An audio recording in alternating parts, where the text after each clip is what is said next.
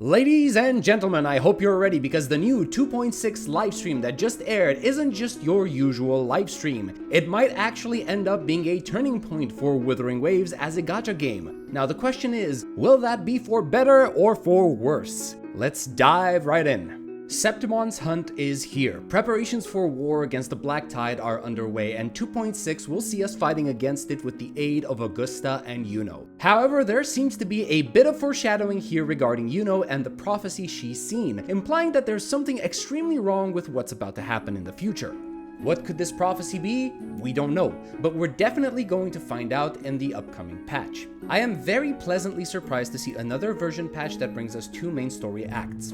I was under the impression that this much story content will only be reserved for the promised big patches like 2.4. Those 2 will undoubtedly focus on Augusta and Iuno if the names of the acts are anything to go by, but what I am hoping to see is a repeat of the seamless storytelling that we've seen in 2.4, where Kartithia and Lupa's roles in the story were given enough time to be fleshed out. After my disappointment with Frolova's treatment in 2.5, which I have expressed in my previous Wuthering Waves video, I could very much use a palette cleanser and see multiple characters given the time they need to showcase their personalities and character development. Kuro Games' questionable character design strikes again with Augusta. Don't take this as a bad thing, but I find it funny that Augusta, whose visual motif is the sun, is an electro resonator instead of a fusion resonator. All I can say is that I'm very glad that I saved my pulls by skipping Frolova because I need to soothe the pain of having Kalcharo fall off the way that he did. Iuno's design is just as amusingly dubious as Augusta's. Being Augusta's polar opposite, Iuno symbolizes the moon, her weapon and abilities reflecting this with glittering star effects, the different phases of the moon, and even by diving underwater to represent the effect of the moon's gravitational pull on the waves. Her actual element, however, is aero, and as far as I know, the vacuum of space and the depths of the ocean are known for the absence of any breathable air.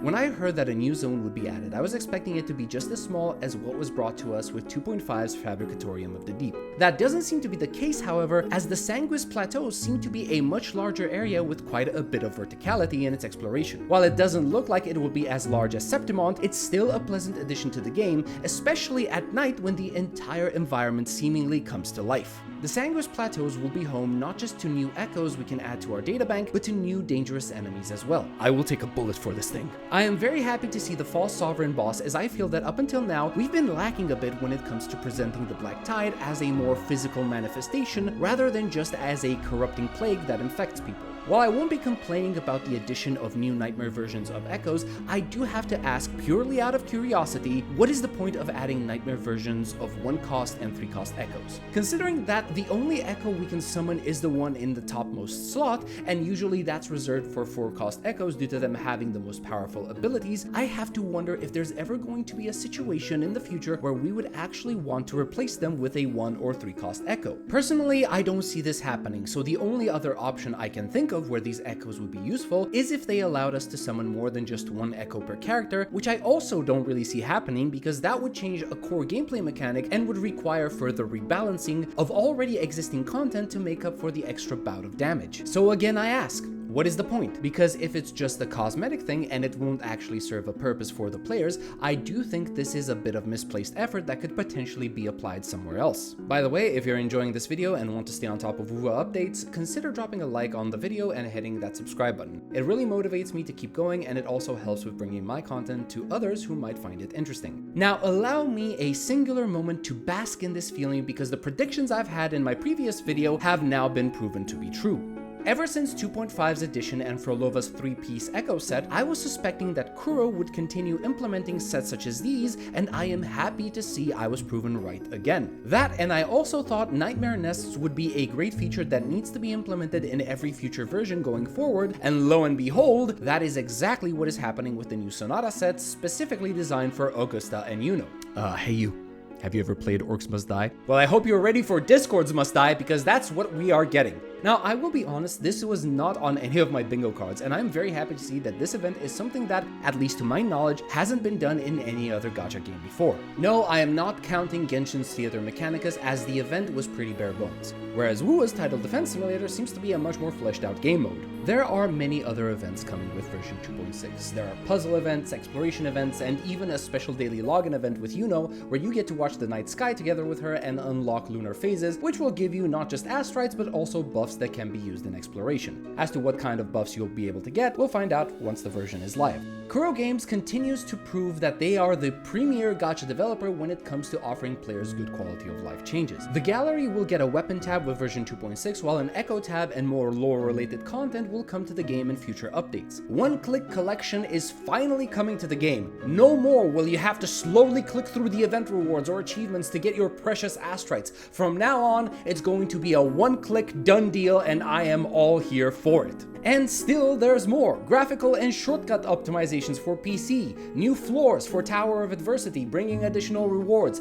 automatic clears for lower floors, adjusted trigger conditions for Burning Waves and Whimpering Wastes, changing it from fixed enemy waves to a meter that builds up depending on your actions during combat. You think that's all? Hell no, we have more! The lucid dreaming state can now be triggered manually, mineral resources can now be easily marked on the map, the auto looter has been given a wider detection range, tracking features for any rewards you may have missed for 1.0 regions, and even going so far as to unlock flight in Jinjo and the Black Shores. Is that enough? I think that's enough. Even though it's still not everything, I think you get the point. Right now, I'm struggling to figure out what other quality of life improvements they can bring to the game. No, actually, you know what? There is actually one. One quality of life that will completely send this game to the top of the big four. Kuro, if you're listening, please, for the love of God, implement some sort of mechanic like in Girls Frontline 2 that allows us to manually select an Echo substats and upgrade them to their maximum limit. This would be the one and only best addition that will crown Wuthering Waves as the king of gacha now and forevermore. Kuro, if you do this, I will become the biggest Kurobot on the platform. Just let us finally feel like we've fully upgraded a character to its maximum potential. Okay, coming back to Earth now, let's talk about my thoughts on, what? It's been a while, Rinesita. What prey do we hunt this time? The Trenodian.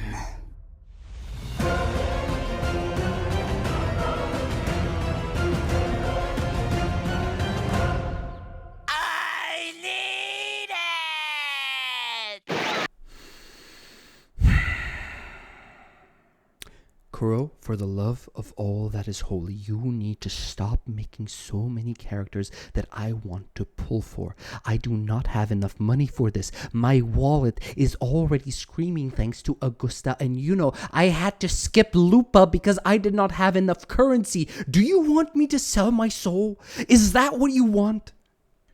Okay. We're gonna find a way through this. We always do.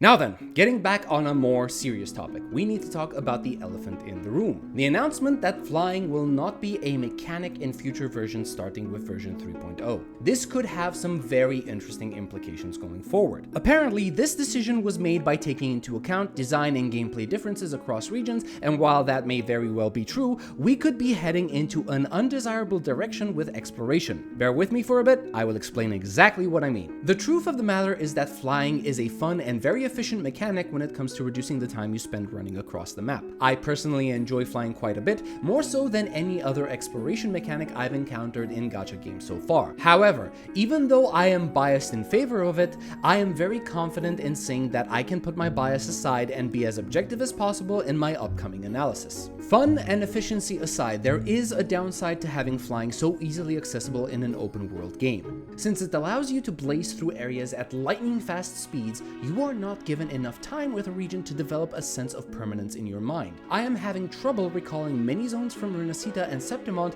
due to the fact that I barely spent any time in them aside from flying in, getting my chests, and flying out never to return again. Of course, this is not the fault of flying alone, but part of it. To be quite honest, the world of Solaris does not have anything going for it. Once you've collected all chests and notable rewards from the map, there is literally no reason for you to go out in the world anymore. Other games, more specifically MMOs in the venue of Guild Wars 2 and Final Fantasy XIV, have features going for them that helps relieve this issue. We're putting aside rewarding players for their exploration with powerful gear and materials, as it's contrary to the very nature of gacha games, since that would go against their attempt to incentivize players to spend money in the cash shop. But maybe implementing some sort of map event like Final Fantasy XIV's Fates or Guild Wars 2's dynamic events would help incentivize players to go out more.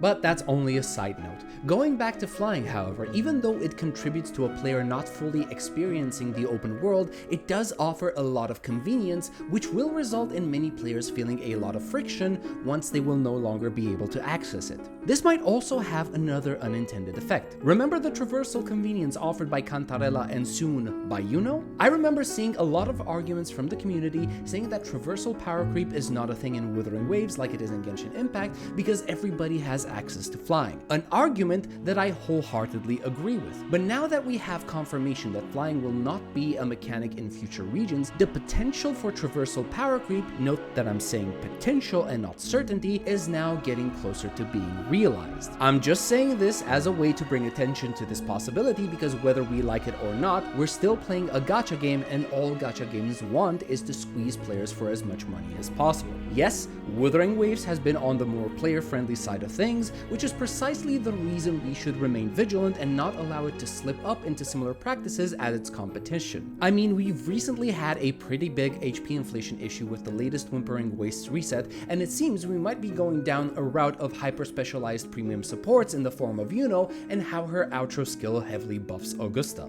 There are some upsides when it comes to removing flying, however. The first would be the fact that it could be replaced with something else. If you've heard the rumors, our next destination beyond Renacita and Septimont would be the New Federation, which could see the addition of another type of traversal mechanic, and while it might not be as efficient or fun as flying itself, it could still be something close to it. Whether that's a car or a vehicle of sorts, I don't know. The second is the fact that flying covered a lot of ground, which basically meant that developers had to design areas to accommodate for that distance, resulting in large empty areas with very little to populate it. The removal of flight will allow developers to design more condensed and tightly knit areas that don't need to be as large, resulting in regions that feel less empty.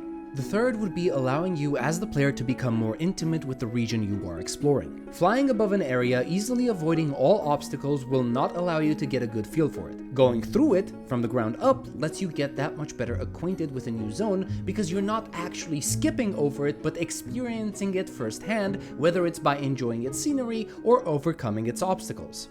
I wanted to leave the upsides for last because I didn't want to end this video on a negative note or have people think that the removal of flying is dampening my excitement for version 2.6. It's not. I'm actually happily looking forward to it because it is such a dense version update packed with content and good quality of life changes. Now, if you want to ask for my personal opinion on whether I think removing flying is going to be good or not, well, I can't say for sure now. It's going to depend on how they do it and what traversal option will take its place. Going solely by what I know now, I am okay with flying being removed in favor of something else. I am well aware that it's most likely going to be a downgrade no matter what, but that doesn't mean that said downgrade can't be an enjoyable experience. But that's going to be it for me. What about you peeps? How did you find the version 2.6 livestream? Are you hyped? Are you excited? Are you going to open your wallet for Galbrena? Let me know your thoughts down in the comments below. I always read them. And hey, if you've enjoyed hanging out for this video, a like and a sub would mean the world. Until next time, have a good one.